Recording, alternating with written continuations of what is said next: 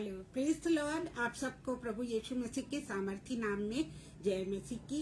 और मैं परमेश्वर का धन्यवाद करती हूँ कि आज मैं फिर से आगरा मसीह मंडली के पेज पर लाइव आ सकी हूँ और प्रभु ने हम सबको सही सलामत रखा और मुझे ये मौका दिया और मुझे आगरा मसीह मंडली की तरफ से फिर से आमंत्रण किया गया कि मैं आके इस पेज पर प्रभु के वचन को शेयर करूं। तो इसके लिए मैं ब्रदर अनुपम और शबनम जी का धन्यवाद करती हूँ।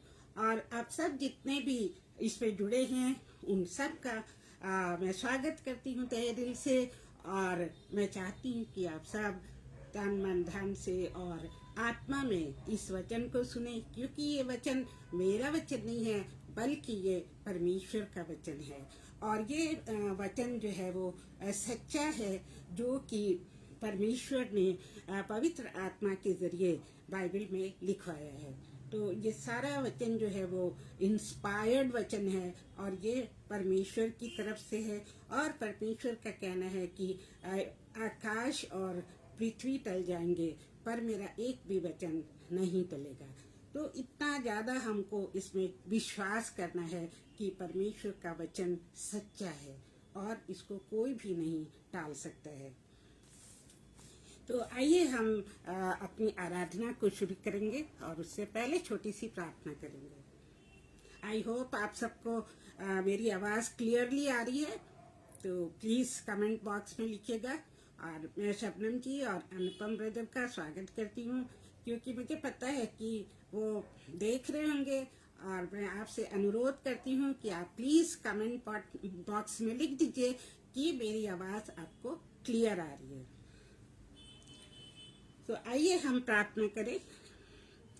प्यारे पिता परमेश्वर, इस सृष्टि के रचयिता जिसने हमें और सारी सृष्टि को बनाया है, प्यारे प्रभु, हम आपका धन्यवाद करते हैं कि आपने अपने स्वरूप में हमको बनाया है। आपने कहा चलो हम मनुष्य को अपने स्वरूप में बनाएं।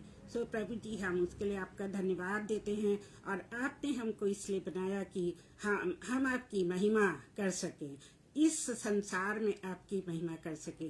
अदरवाइज हमारे जीवन का कोई भी उद्देश्य नहीं है। एक बार पैदा होना है और एक बार मरना है। और प्यारे प्रभु जी, इस दुनिया, इस संसार में हमारा कुछ भी नहीं है और हम आपके हैं। आपने ही हमें यहाँ जन्म दिया है और आपके उद्देश्य और आपके प्लान्स हमारे लिए अलग हैं। प्यारे प्रभु जी, हमें उन प्लान्स को पूरा करने में मदद कीजिए और हमारी आत्मा में हमको प्यारे प्रभु जी अगुवाई दीजिए कि हम आपके ही प्लान के अनुसार चलें। और जो भी वचन आज हम बांटते हैं वो पवित्र आत्मा की अगुवाई से हो। और प्यारे पिता और परमेश्वर पुत्र और परमेश्वर पवित्र आत्मा, हम आप सबको धन्यवाद देते हैं और इस समय अपने सब सुनने वालों के साथ होने के लिए आपसे आग्रह करते हैं। प्यारे प्रभु जी, अब इस छोटी सी प्रार्थना को आपके प्यारे नाम में, यीशु मसीह के नाम में मांगते हैं। इसे सुनने के लिए आपका धन्यवाद देते हैं। आमीन। I am so glad. आरती छत्री जी, आपका स्वागत है और आप हमारे बीच में हैं। That's very good. और हम अब एक गीत गाएंगे और आपको ये गीत आता होगा क्योंकि ये गीत बहुत ही कॉमन है और बहुत ही अच्छा है। एक तरह से ये गवाही है कि यीशु मसीह हमारे लिए कैसे कुर्बान हुआ और किस पर्पस से हुआ, वो इस गीत में बताया गया है। ये इस तरह से, यीशु ने अपना खून बहा के मुझे बचा लिया। यीशु ने अपना खून बहा के मुझे बचा लिया। क्यों न मैं गाऊंगा गीत उसी के, मुझे बचा लिया। क्यों न मैं गाऊंगा गीत उसी के, मुझे बचा लिया। मेरे गुनाहों का बोझ उठाने क्या क्या ना उसने सहा। मेरे गुनाहों को माफ कराने में खून भी उसका बहा। मेरी गुनाहों का बोझ उठाने क्या क्या ना उसने सहा। मेरे गुनाहों को माफ कराने खून भी उसका बहा। कितना अनोखा है प्यार उसी का, मुझे बचा लिया। यीशु ने अपना खून बहा के मुझे बचा लिया। क्यों ना मैं गाऊंगा गीत उसी के, मुझे बचा लिया। जब मैं गुनाहों में पड़ा हुआ था, यीशु आ गया। उसी के मारे जाने से मैं जीवन भी पा गया। जब मैं गुनाहों में पड़ा हुआ था, यीशु आ गया। उसी के मारे जाने से मैं जीवन भी पा गया। इसलिए गाऊंगा गीत उसी के, मुझे बचा लिया। सुषमा जी, आपका स्वागत करते हैं। जय मसीह की। इसलिए गाऊंगा गीत उसी के, मुझे बचा लिया। यीशु ने अपना खून बहा के मुझे बचा लिया। सेवा करेंगे प्यारे प्रभु की, जैसा कि उसने कहा। मर भी मिटेंगे प्यारे प्रभु में, जैसा कि उसने सहा। सेवा करेंगे प्यारे प्रभु की, जैसा कि उसने कहा। मर भी मिटेंगे प्यारे प्रभु में, जैसा कि उसने सहा। हरदम हम गाएंगे गीत उसी के, मुझे बचा लिया।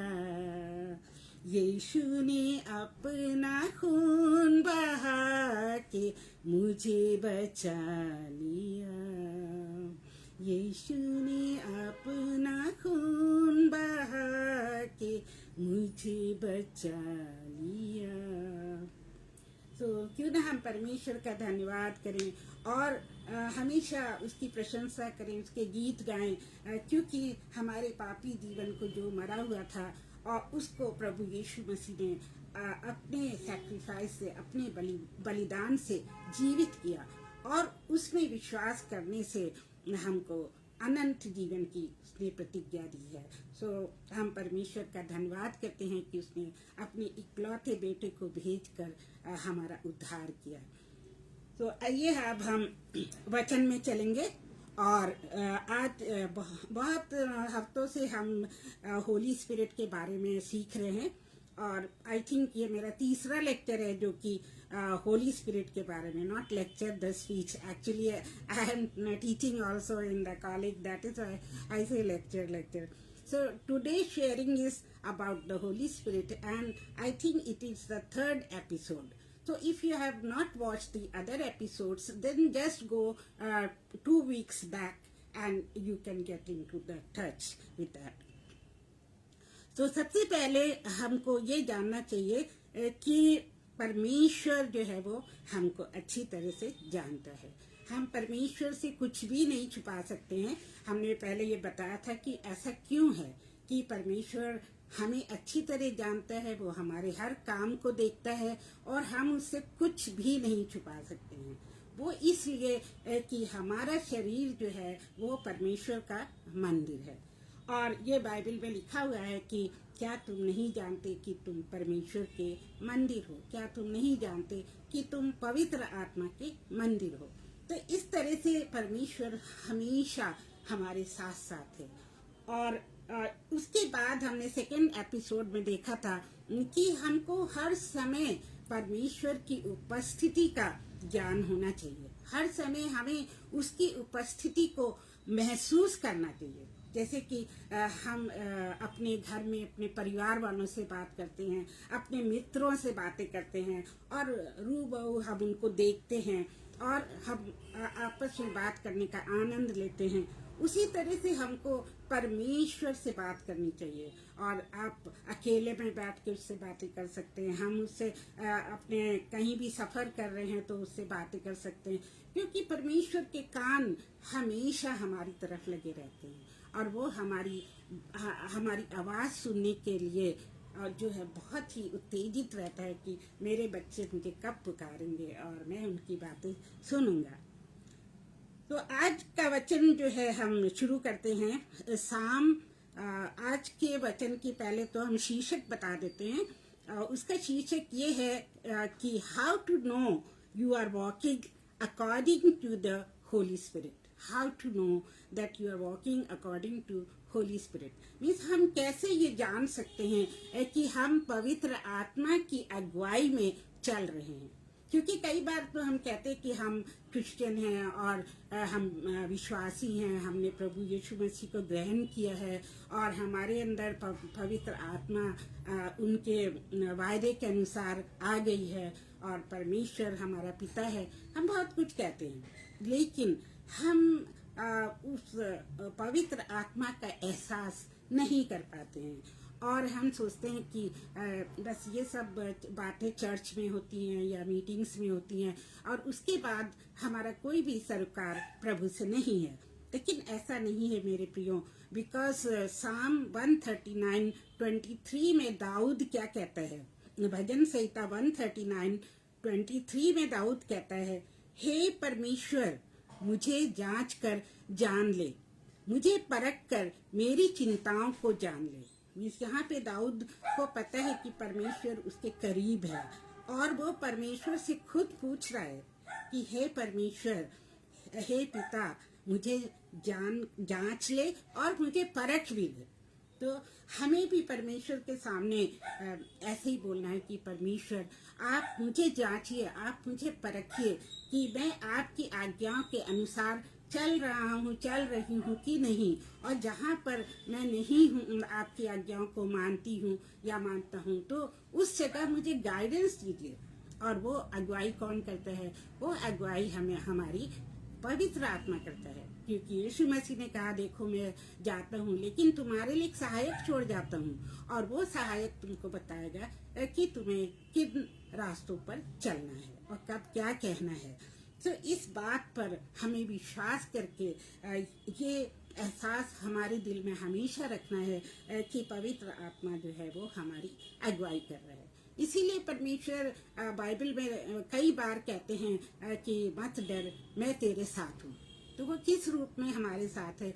वो इसी रूप में हमारे साथ है कि उसका पवित्र आत्मा हमारे अंदर है और वो हमको एक क्षण के लिए भी कभी नहीं छोड़ता है। तो इसलिए परमेश्वर ने वो प्रतिज्ञाएं हमसे की हैं, जो कि आप सब जानते हैं कि 365 प्रतिज्ञाएं परमेश्वर ने इसी बारे में करी हैं कि मत डर, मैं तेरे संग हूँ। तो इसका एहसास हमारे दिल में हर समय रहना चाहिए, हमारे जीवन में हर समय इसका कि पवित्र आत्मा हमारे साथ है, हमारी अगुवाई कर रहा है और हमें किसी से भी नहीं डरना है। और हमको याद रखना है कि परमेश्वर हमारे साथ हमारी रखवाली कर रहा है। एक बहुत अच्छे चरवाहे के जैसे वो हम भेड़ों की रखवाली करता है, जैसे कि यीशु मसीह को एक अच्छा चरवाहा कहा गया है। अब हम देखेंगे कि गलेशियन 5:16 में क्या लिखा हुआ है, क्योंकि हमारी आत्मा जो है वो पवित्र आत्मा हमसे हमेशा कहती है कि अच्छाई पे चलो, परमेश्वर की आज्ञाओं को मानो, परमेश्वर से डर के रहो और स्वर्ग और नरक के बारे में जानो और लोगों को सुसमाचार सुनाओ। परमेश्वर हमसे ये कहते हैं। तो गलेशियन कुछ ऐसी बातें गलेशियन 5:16 में लिखी हैं जिससे हमें पता चलता है कि हमारे अंदर जो बेसिक नेचर क्या है, बेसिक नेचर हमारा कैसा है। वो तो परमेश्वर के मर्जी के अनुसार नहीं है। तो इसमें ऐसा लिखा हुआ है, पर मैं कहता हूँ आत्मा के अनुसार चलो तो तुम शरीर की लालसा किसी रीति से पूरी ना करोगे, क्योंकि शरीर आत्मा के विरोध में और आत्मा शरीर के विरोध में लालसा करती है और एक दूसरे के विरोधी हैं, इसलिए कि तुम जो करना चाहते हो वो ना करने पाओ। तो यहाँ हमने देखा कि आत्मा और शरीर एक दूसरे के विरोधी हैं। इवन दो हमें शरीर की भी आवश्यकता है आत्मिक कामों को करने के लिए और परमेश्वर की स्तुति करने के लिए, लेकिन जो हमारे शरीर की अभिलाषाएं हैं वो हमेशा आत्मा के विरुद्ध चलती हैं। तो हमें एक युद्ध करना है उससे कि नहीं, जो शारीरिक लालसाएं हैं, अभिलाषाएं हैं, आंखों की अभिलाषाएं हैं, वो गलत हैं और हमको परमेश्वर के कहे अनुसार चलना है। फिर इसमें लिखा है दूसरे इसी में गलेशियन 5:16 में, और यदि तुम आत्मा के चलाए चलते हो तो व्यवस्था के अधीन ना रहे। शरीर के काम जो प्रकट हैं अर्थात व्यभिचार, गंदे काम, लुचपन, मूर्ति पूजा और टोना, बैर, झगड़ा, ईर्ष्या, क्रोध, विरोध, फूट और विधर्म, डाह, मतवालापन, लीला क्रीड़ा और इनके जैसे और काम हैं, इसके विषय में मैं तुमको पहले से ही कह देता हूँ। जैसा पहले कुछ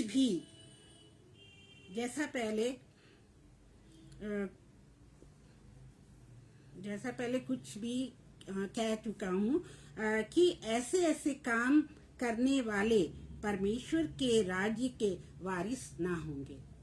तो यहाँ पे कितनी बड़ी बात लिखी हुई है कि ये जो सारे पाप के काम हैं जिनका भी वर्णन किया, जैसे कि मूर्ति पूजा है, लुचपन है और पियक्कड़ की हैबिट है, तो अभी विचार है, ये सब काम जो करते हैं तो उनको क्या होता है कि परमेश्वर के राज्य में प्रवेश नहीं मिलेगा।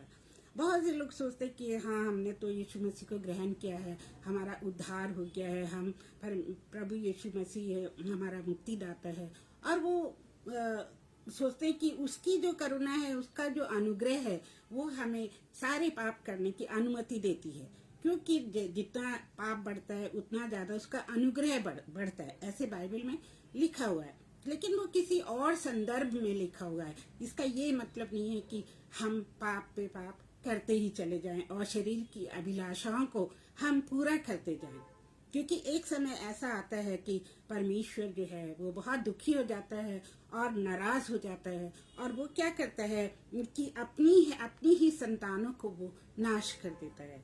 जैसे कि नूहा के समय में हुआ, फिर सदोम और गोमोरा में हुआ कि लोगों ने उसकी बातें नहीं मानी और वो अधर्म के काम करने लगे और बहुत गंदे गंदे काम करने लगे।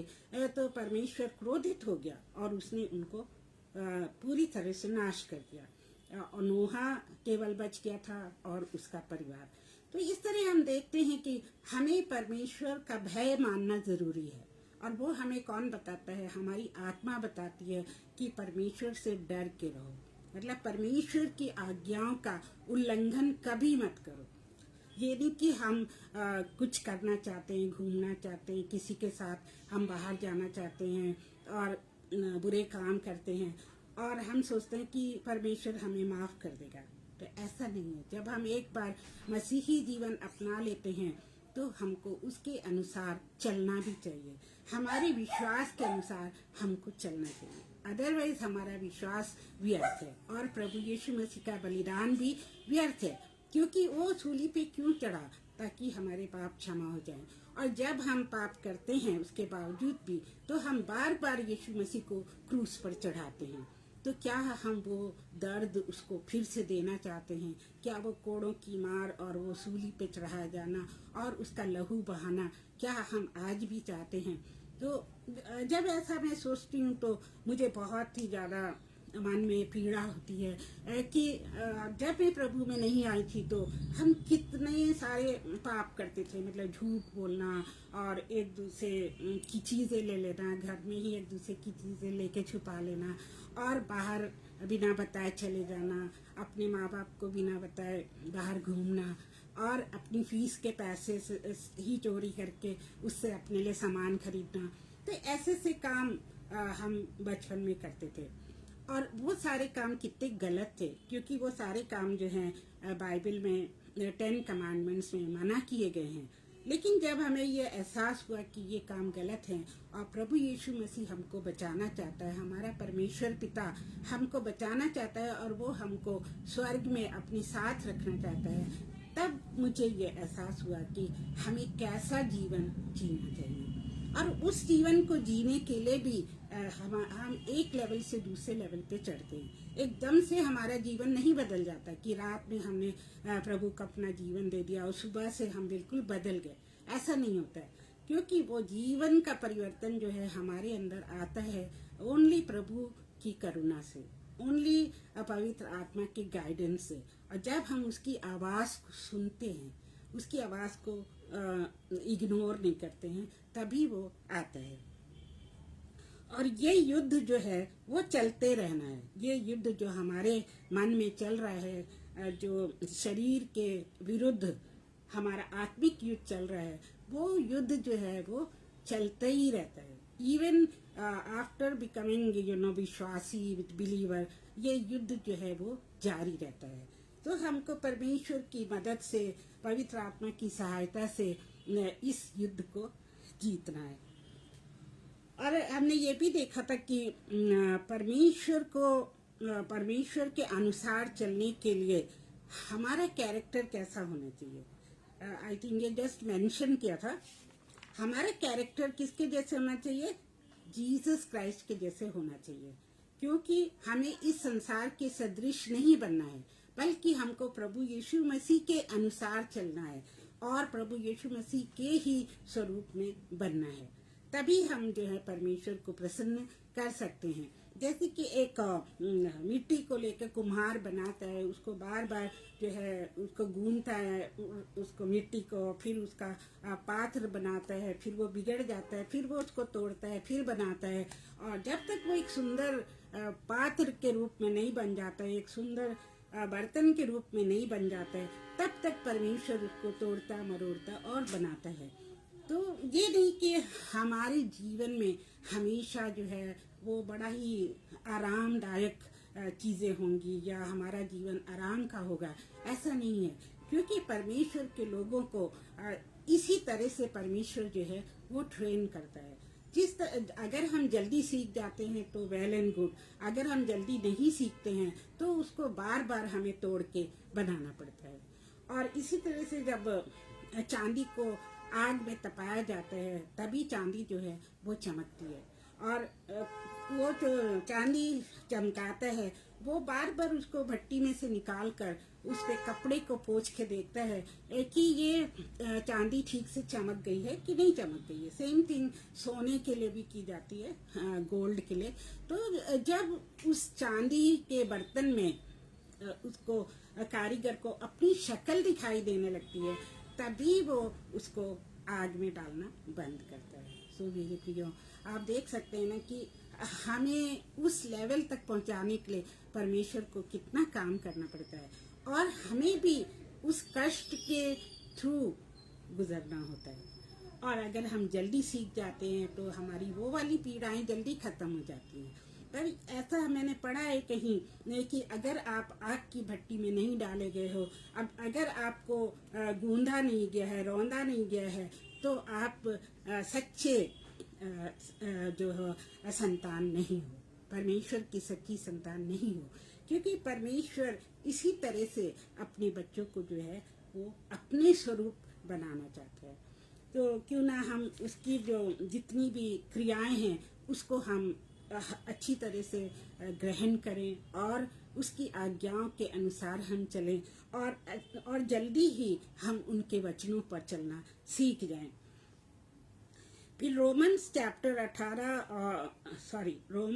7 वर्स 18 to 19 में आइए क्या लिखा है हम देखेंगे। क्योंकि मैं जानता हूँ कि मुझ में अर्थात शरीर में कोई अच्छी वस्तु नहीं है।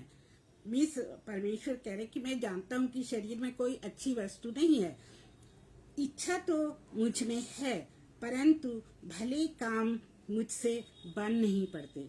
मीन्स इच्छा है हमारे अंदर, जो हमारी आत्मा है, जो पवित्र आत्मा है, वो हमसे कहती है कि अच्छे काम करो, बुरे काम मत करो, लेकिन वो अच्छे काम हमसे नहीं होते हैं, क्योंकि जिस अच्छे काम की मैं इच्छा करता हूँ, ये पौलुस कह रहा है, क्योंकि जिस अच्छे काम की मैं इच्छा करता हूँ वो तो नहीं करता, परंतु जिस बुराई की इच्छा नहीं करता वही किया करता हूँ। तो सच ब्यूटीफुल वर्स जो कि बहुत ही प्रैक्टिकल है हमारे जीवन में, कि सॉरी, हम जो अच्छे काम करना चाहते हैं, हमारी पवित्र आत्मा जैसे हमें गाइड करती है हमारे अंदर कि ऐसे करो ऐसे करो, वो तो हम नहीं करते हैं, लेकिन उसके विरुद्ध जाके हम काम करते हैं। जैसे बहुत से लोग जो हैं शराब के ठेके पे नहीं जाना चाहते हैं, उनकी आत्मा कहती है कि मत जाओ, क्योंकि पियक्कड़पन जो है वो एक पाप है, और बार बार आप वहाँ पे जाओगे तो आप जो है परमेश्वर को दुखी करोगे। लेकिन वो जैसे ही शाम आती है और वो जो है उनका मन करने लगता है कि हम वहाँ जाकर शराब ले लें और वहीं पे पिएं दोस्तों के साथ, और फिर हम बातें करें, और कभी तो वो बॉटल घर पे लेके आ जाते हैं, और उनकी जो पत्नियां हैं, बच्चे हैं, वो सब परेशान हो जाते हैं, क्योंकि शराब के नशे में इंसान अपने वश में नहीं रहता है, और वो अनाप शनाप जो है बकता रहता है। जो वो अपने इस बेसिक जीवन में जो बिना शराब के जीवन होता है उसमें वो नहीं बोल सकता था, वो शराब पीने के बाद बोलता है, जिससे उसकी दुश्मनी है, जिसके लिए उसके दिल में डाह है, घृणा है, वो सब शराब के नशे में वो बड़ी हिम्मत से बोल देता है। तो ये भी एक पाप है कि हम वो व्यक्ति जो है बार बार शराब के ठेके पे जाता है, फिर वो कहता है कि कोई बात नहीं परमेश्वर, मैं थोड़ी सी ले लेता हूँ, मैं तो रोज आना एक बॉटल पीता था, अभी मैं क्या करूँगा, एक घूंट ले लेता हूँ। लेकिन एक घूंट पी लेना तो शराब पीना होता है। तो हम चोरी चाहे छोटी करें या बड़ी करें, चोरी चोरी होती है। तो हमको बहुत ही स्मॉल रूप से पापों को पहले तो बंद करना है, और फिर बड़े लेवल पे पहुंचना है। और ये काम बहुत मुश्किल होता है, कि आप तो जानते हैं एडिक्शन के बारे में, कि एडिक्शन अगर हो जाए शराब का या सिगरेट का या ड्रग्स का, तो कितना मुश्किल है इसको छुड़ाना। और इस तरह से उससे मतलब अपने शरीर की अभिलाषाओं से लड़ना कितना मुश्किल है। और पवित्र आत्मा जो है वो कितनी कोशिश करती है, परमेश्वर कितनी कोशिश करता है। बहुत से लोग छोड़ भी देते हैं, परमेश्वर का अनुग्रह उनके ऊपर होता है, और वो जो है अपनी विल पावर को स्ट्रॉन्ग करते हैं, और वो ये चीज़ें छोड़ देते हैं, लेकिन फिर से कोई कोई उसी दलदल में फंस जाते हैं। तो यहाँ पे ये दिखाया गया है कि हमारा मन तो है, हमारी आत्मा कहती कि अच्छे काम करो, लेकिन फिर भी हमारा शरीर जो है हमें बुरे कामों के लिए बहकाता है, और इसके पीछे हमारा विरोधी क्या है, शैतान है, और वो हमको हमारे अंदर टेम्पटेशंस लाता है कि कोई बात नहीं, थोड़ी सी थोड़ी सी थोड़ी सी, और थोड़ी सी करते करते वो पाप जो है हमारे जीवन में बढ़ता ही चला जाता है।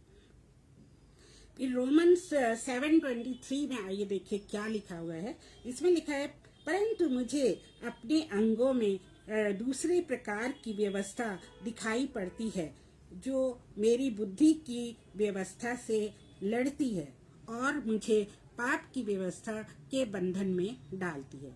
तो यहाँ पर भी क्या आ गया कि हमारा शरीर आ गया, हमारे अंग आ गए, जो हमको पाप की तरफ बहका देते हैं, और इस तरह से इंसान जो है वो पाप के दलदल की तरफ डे बाय डे जो है बढ़ता चला जाता है, और एक दिन वो उस दलदल में गिर जाता है, और एक दिन परमेश्वर भी उसको त्याग देते हैं। जैसे कि रोमन्स चैप्टर 1 में लिखा है कि परमेश्वर परेशान हो गया उन लोगों से और उसने उन्हें त्याग दिया।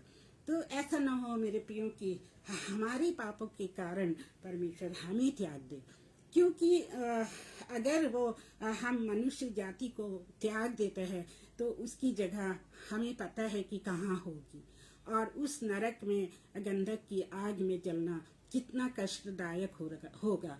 तो क्यों ना हमें जो है अपना धन स्वर्ग में जाने के लिए इकट्ठे करें, इस पृथ्वी के लिए नहीं, क्योंकि इस दुनिया में तो सिर्फ वो धन है जो कि टेम्पररी है। अब उस धन में से हम कुछ भी लेकर नहीं जा सकते हैं, और जो भी हम ले जाएंगे वो हमारा परमेश्वर में विश्वास और उसकी आज्ञाओं का पालन और अच्छे काम जो हम इस दुनिया में करते हैं, वही हमको परमेश्वर के पास ले जाने के लिए होता है और उसके सामने उसके साथ रहने का अधिकार देता है, क्योंकि यीशु और परमेश्वर हमसे यही चाहते हैं।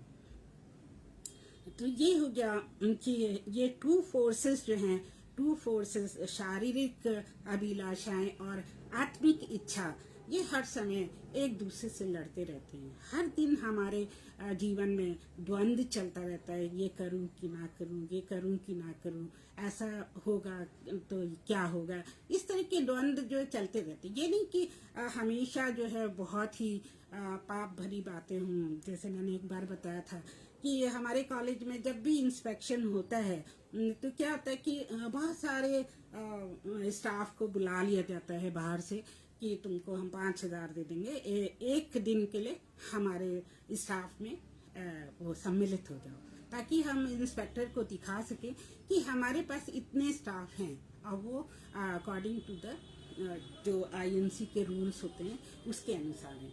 तो एज ए प्रिंसिपल मतलब मुझे भी उनके साथ वो बात एडमिट करनी पड़ती है, मुझे भी कहना पड़ता है हाँ ये हमारे स्टाफ हैं। तो इससे क्या होता है कि मन में तो बहुत ज़्यादा गिल्टी होती है कि मैं झूठ बोल रही हूँ, मैं उन अधिकारियों के सामने झूठ बोल रही हूँ और उनसे कह रही हूँ कि ये हमारा स्टाफ है, जबकि ये स्टाफ केवल एक दिन के लिए आया है और उनको पैसे देकर बुलाया गया है। लेकिन अगर मैं झूठ नहीं बोलूँगी तो मेरी नौकरी चली जाएगी, और अगर नौकरी चली जाएगी तो घर का खर्च कैसे चलेगा। तो कभी कभी हम क्या होता है बाध्य हो जाते हैं कि हमको पाप करना ही पड़ता है। झूठ बोलना भी एक बहुत बड़ा पाप होता है, और बाइबल कहती है कि झूठ बोलने वाला जो है वो परमेश्वर के राज्य में प्रवेश नहीं करेगा। तो हमें बहुत ज़्यादा परमेश्वर से क्षमा मांगनी पड़ती है उसी दिन की। परमेश्वर हमने झूठ बोला, हमारे व्यवसाय के लिए, हमारे प्रोफेशन के लिए हमें माफ़ करना प्रभु जी। तो बहुत मुश्किल है ये कहना। Anyway we'll go forward now. अब जो है हमें एक अच्छा जीवन बिताने के लिए क्या क्या करना चाहिए वो भी बाइबल हमें बताती है। गलेशियन 5:22 से लेकर 23 में, जो कि कुछ दिन पहले ही जो डेली डिवोशन में शबनम जी ने भी शेयर किया था, और बहुत अच्छी तरह उन्होंने शेयर किया था, और मैं थोड़ा सा इसके बारे में बताना चाहती हूँ क्योंकि ये इस वाले शेयरिंग का एक पार्ट है। तो गलेशियन 5:22-23 में ऐसे लिखा हुआ है कि आत्मा के फल कौन कौन से? आत्मा के फल प्रेम, आनंद, शांति, धीरज, कृपा, भलाई, विश्वास, नम्रता और संयम है। ऐसे ऐसे कामों के विरोध में कोई भी व्यवस्था नहीं, और जो मसीह यीशु के हैं उन्होंने शरीर को उनकी अभिलाषाओं और लालसाओं समेत क्रूस पर चढ़ा दिया है। तो देखिए यहाँ पर भी क्या है, हमें सारे फ्रूट ऑफ द स्पिरिट बताए गए हैं बाइबल में गलेशियन 5:22 में कि what are the fruit of the spirit. तो लव, क्या हम दूसरों को प्रेम करते हैं। ये वो वाला प्रेम नहीं है जो कि हम अपने परिवार में एक दूसरे को करते हैं या अपने सगे संबंधियों को, अपने मित्रों को करते हैं। ये वो प्यार है जो सेल्फलेस प्यार है, सेल्फलेस प्रेम है। मतलब अपने बारे में नहीं सोच के जब हम दूसरों की खुशी के लिए सोचते हैं तो उसको हम सेल्फलेस लव कहते हैं। मतलब उसमें क्या होता है कि बलिदान की भावना होती है कि अगर हमारे पास कोई चीज़ की कमी है और हमारा कोई मित्र आ जाए, उसके पास वो चीज़ नहीं है, उसको बहुत ज़रूरत है, तो हम अपने उसी भाग थोड़े से में उसको उसके साथ हम शेयर करते हैं। तो वो होता है सेल्फलेस लव। मतलब हम अपने बारे में नहीं सोच के हम अपने मित्र की सहायता करते हैं, या किसी गरीब की सहायता करते हैं, या अपने किसी सगे संबंधी की सहायता करते हैं। लेकिन आजकल आपने देखा होगा कि इंसान के पास पैसे होते हुए भी क्या है, वो साफ मना कर देते हैं और वो कहते हैं कि हमारे पास तो कोई पैसे नहीं है, हमारी बेटी की फीस देनी है, हमारे बच्चे जो हैं वो उनका एडमिशन कराना है, या घर में कोई बीमार है, या फिर नौकरी छूट गई है। इस तरह तरह की, ये नहीं कि बहाने ही करते हैं, पर उनके पास होते हुए भी वो दूसरों के साथ शेयर करना नहीं चाहते, क्योंकि दुनिया बहुत ही ज़्यादा मतलबी हो गई है। पहले तो फिर भी लोग एक दूसरे की मदद कर देते थे, पर अब ये देखना बहुत मुश्किल है। तो परमेश्वर यही चाहते हैं कि हम एक दूसरे की मदद करें और अपने शरीर की अभिलाषाओं को क्या करें, क्रूस पर चढ़ा दें। तो जब हम क्रूस पे चढ़ा देंगे तो हमारी जो अभिलाषाएं हैं, लालसाएं हैं, और क्या कहते हैं, सेल्फिशनेस है, वो सारे क्रूस पर चढ़ जाते हैं, और मतलब क्रूस पर ही वो मृत हो जाते हैं, और फिर हम एक अच्छे इंसान के जैसे दूसरों की मदद करना सीख जाते हैं। बहुत से लोग हैं जो दूसरों की मदद अभी भी करते हैं, लेकिन ज़्यादातर जो वर्ल्ड है वो बहुत ही स्वार्थी हो गया है। और आप बाइबल की वो वर्ड्स मुझे इस समय याद आ रही है कि उसमें लिखा है कि अपने पड़ोसियों से अपनी समान ही प्यार कर। और जब हम एक दूसरे से प्रेम करते हैं तो परमेश्वर हमारे अंदर वास करते हैं, क्योंकि परमेश्वर प्रेम है। तो वो जब हम दूसरों को प्रेम करते हैं और हम सेल्फिश नहीं होते हैं तो परमेश्वर हमारे अंदर विराजमान होता है। तो इस तरह से सोच के हमको हमेशा दूसरों की मदद करनी चाहिए। और पौलुस ये भी कहता है कि it is not me but Christ lives in me. Galatians 2:20 में पौलुस का कहना है कि मैं नहीं जीता हूँ, लेकिन प्रभु यीशु मसीह मुझ में जीता है। तो हम तो क्या है, प्रभु यीशु मसीह के साथ मर चुके हैं, लेकिन उसके साथ ही हम जीवित भी हो गए हैं। और जब हम जीवित हो गए हैं तो हमारा ट्रांसफॉर्मेशन हो चुका है, हम पूर्ण रीति से बदल गए हैं। ये नहीं कि हम वो शारीरिक अभिलाषाओं में ही फंसे हुए हैं। अब हम आत्मिक जीवन जो है जीना चाहते हैं और उसी की इच्छा हमारे मन में होती है। और एक समय ऐसा आता है कि हम पाप से घृणा करने लगते हैं, और जैसे ही कोई हमको उस रास्ते पे ले जाना चाहता है तो हम साफ साफ मना कर देते हैं कि please I am sorry, I can not come there. इस तरह से क्या होता है कि परमेश्वर हमको सामर्थ्य देता है कि हम वो पापमय जीवन को छोड़कर और स्पिरिचुअल रास्ते पे चलने लगे, परमेश्वर के रास्ते पे चलने लगे, और character of Christ, character of Jesus Christ हमारे अंदर आ जाए। तो जीसस के कैरेक्टर में तो हमने देखा है कि प्रेम है, बलिदान है, और क्या है, कंपैशन है, और लोगों के लिए प्रार्थना करना। वो खुद हर समय जो है प्रार्थना करते थे, अकेले बैठ के रात रात भर वो प्रार्थना करते थे, रोगियों को वो चंगा करते थे, और हमेशा उपदेश देते थे परमेश्वर के राज्य का। और उन्होंने अपना ही बलिदान दिया क्रूस पे चढ़ के, ताकि सारे संसार का भला हो जाए। तो इस तरह से प्रभु यीशु मसीह ने अपना उदाहरण देकर हमको सिखाया कि हमको कैसे जीना चाहिए। लेकिन आप देखते हैं कि प्रभु यीशु मसीह फिर इस दुनिया से एक ट्रांसफॉर्म्ड बॉडी में ऊपर गए, और वो ट्रांसफॉर्म्ड बॉडी जो है वो उठा ली गई परमेश्वर के पास, उनके राइट हैंड पे बैठी है। इस बात को समझना बहुत ही अभी मुश्किल है, क्योंकि उसमें हम बाइबल में पढ़ते हैं कि वो शरीर के समेत जो हैं जिंदा हुए थे, लेकिन बाइबल में कहीं कहीं ये भी जिक्र है कि उनकी बॉडी जो है ट्रांसफॉर्म हो गई थी और वो उस रूप में उठाए गए थे। और जब प्रभु यीशु मसीह हमें लेने के लिए आएंगे, सेकेंड कमिंग होगी, तो हमारी भी बॉडीज उसी तरह से ट्रांसफॉर्म हो जाएंगी। अब इस जगह मुझे ये बात याद आ जाती है कि कहीं कहीं बाइबल कहती है कि जो जीसस क्राइस्ट की सेकेंड कमिंग जब होगी तो हमारे मृत शरीर जो हैं वो जिंदा हो जाएंगे, कब्रें खुल जाएंगी। लेकिन बाइबल हमें बताती है कि ये नहीं कि हम जीसस के आने तक जो है कब्र में उसी मिट्टी वाली बॉडी में पड़े रहेंगे। हमारी ट्रांसफॉर्म बॉडी होगी और हम परमेश्वर के साथ तभी जाएंगे, क्योंकि जब वहाँ पर वो रिच मैन गया था, अमीर आदमी गया था, तब वहाँ लाजर था जो कि अब्राहम की गोद में बैठा हुआ था। तो इससे पता लगता है कि जो हमारी ट्रांसफॉर्म्ड परिवर्तित बॉडी है, शरीर है, वो तुरंत ही ऊपर चली जाती है, क्योंकि रिच मैन तो हेल में था और नरक में था, और ये वाला जो लाजरस ये था हेवन में, और वो अब्राहम की गोद में था। सो क्या ही धन्य है ऐसा मनुष्य जो कि इस दुनिया में इतना इतना दुख से उसने अपना जीवन बिताया, झूठा खा खा के उसने अपना जीवन बिताया। उसके कुत्ते और बिल्लियां उसके शरीर को चाटती थी, उसके घाव थे बदन पे, और फिर भी परमेश्वर ने उसको अपने राज्य में बुलाया। क्यों बुलाया? क्योंकि उसके अंदर परमेश्वर का भय होगा, उसके अंदर परमेश्वर यीशु मसीह की वो सारी क्वालिटीज़ होंगी जो प्रभु देखना चाहता था। और वो कुछ सालों का जीवन उसने दुख से बिताया तो ज़रूर, पर उसको अनंत जीवन स्वर्ग में मिला। और तब उन्होंने क्या कहा अब्राहम ने कि उस रिच मैन से कि तू तो दुनिया में अपने सारे सुख विलास भोग चुका है, और इसने तो बहुत गरीबी से अपना जीवन गुजारा है, तो इसके अच्छे दिन आए हैं। तूने पाप किया है, घमंड किया है, तो इसलिए तुझे स्वर्ग का राज्य नहीं मिलेगा, ना तेरे भाइयों को मिलेगा।